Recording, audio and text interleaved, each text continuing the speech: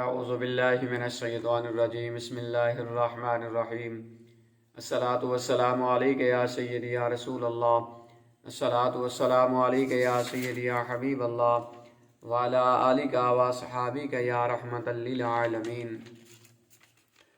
رسول اللہ صلی اللہ تعالی علیہ وآلہ وسلم ہر شخص کی قبر میں تشریف لاتے ہیں۔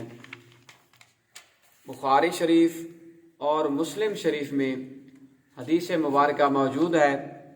کہ حضرت انس بن مالک رضی اللہ تعالی عنہ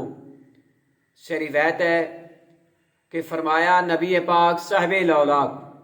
صلی اللہ تعالی علیہ وآلہ وسلم نے کہ جب بندے کو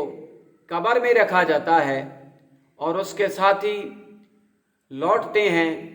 تو وہ ان کے جوتوں کی آہٹ سنتا ہے، تو اس کے پاس دو فرشتے آتے ہیں اور بٹھاتے ہیں، پھر کہتے ہیں کہ تو ان صاحب یعنی حضرت محمد مصطفیٰ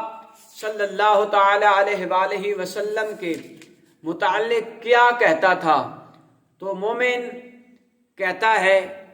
میں گواہی دیتا ہوں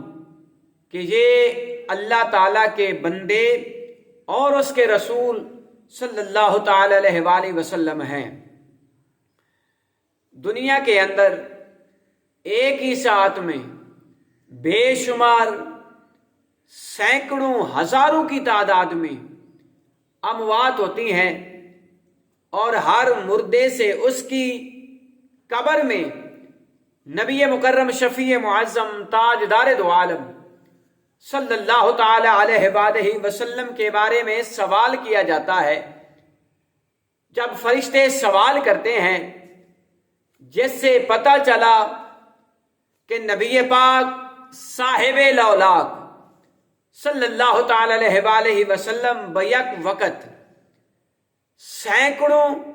ہزاروں کی قبر میں تشریف لاتے ہیں، اور ایک ہی وقت میں